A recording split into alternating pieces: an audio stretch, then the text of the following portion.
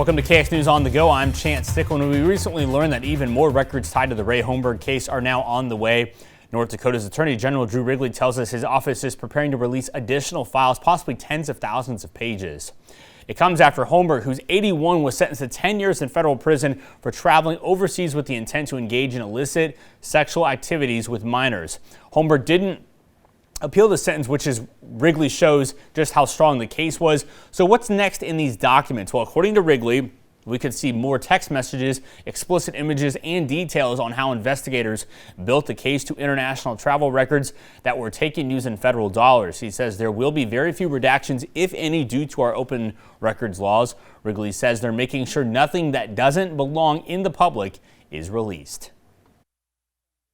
There are a lot of facts, and there's a lot of horrible facts, but the sobering one is that Ray Holmberg and people like him are willing to treat human beings, in this instance minor human beings, minors, children,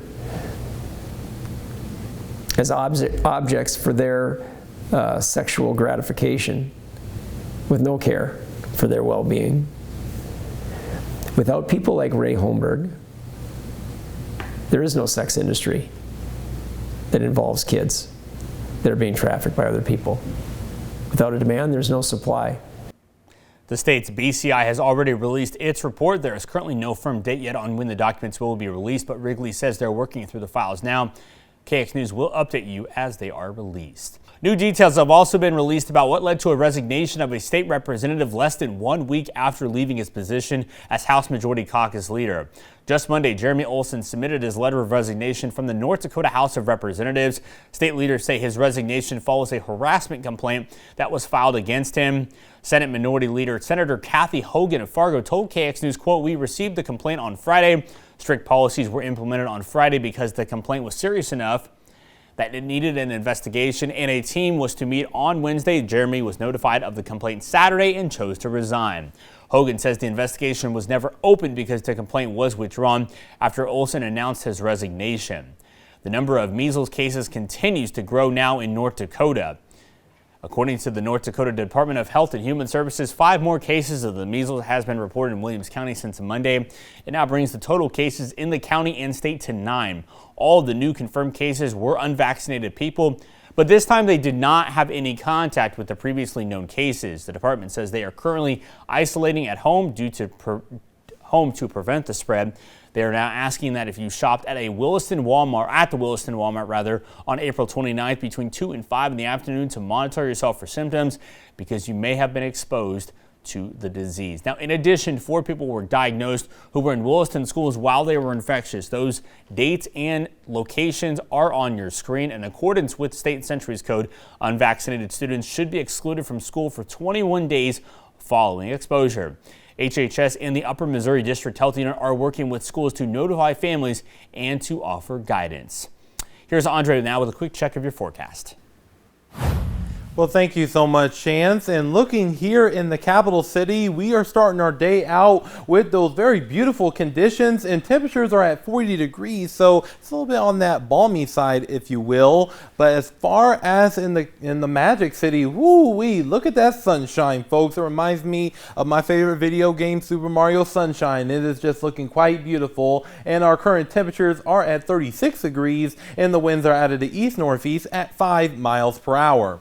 But as we head over into our current temperatures, our temperatures right now are mainly in the 30s and 40s, so it is a relatively mild to crisp start to our day, and it's because of these winds coming out of the east about 5 to 10 miles per hour, and this is just going to continue throughout the day today, and it's going to be a crucial direction as far as those wind directions are concerned, because this is going to really warm up our temperatures during the day today, and it's going to be caused by this area of high pressure here, and once we get into our Thursday, we're going to acquire more of a southeasterly flow, and guess what? That's going to be bringing us those hot temperatures as we head into our Thursday. Now, looking at our highs for today, we're going to be seeing those temperatures increase into the 70s, which means guess what? Our spring meter is going to be at the highest it can go at level 5 for today, and these temperatures are going to be running about 5 to 15 degrees above normal for this time of year. And get used to this graphic here for the next several days, because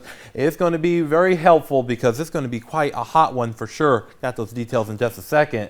And overnight tonight, we will see those temperatures drop down into the 40s and the 50s, so it's going to be a relatively warm night in store for us, so we may even need the air conditioners tonight. Now, our wind gusts over the next couple days, we will see those wind gusts increasing to around 20 to 30 miles per hour for our western areas, and that's going to continue to subside a little bit as we get into the overnight hours, and then increase once again as we head into our Thursday. And this could pose a threat for maybe a little bit of that fire concern, so that's something we'll be watching very closely here at KX News, and that's going to continue into the day on Thursday and to our Thursday evening and our Thursday night. Now, as far as our pattern ahead, we're going to see this area of high pressure move its way towards the east, and it will allow for us to see those warming temperatures for our Thursday. And then once we get into our Thursday night to our Friday, we will see this cold front push on through, but it's going to be a relatively weak cold front, and it's just going to drop those temperatures down ever so slightly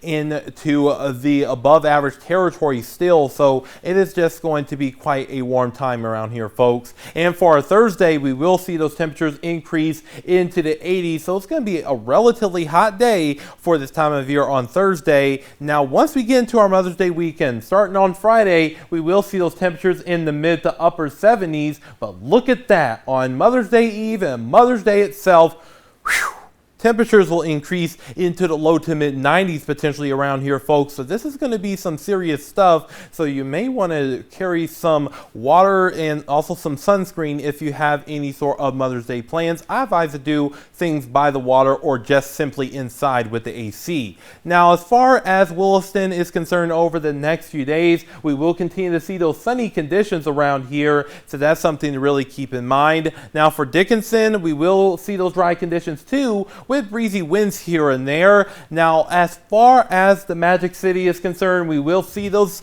temperatures remain in the 90s for our Monday, and then we're going to drop back down into the 70s on Tuesday due to another system that could push through, and that same thing goes here in Bismarck as well. So, Chance, it looks like summer, came early this year.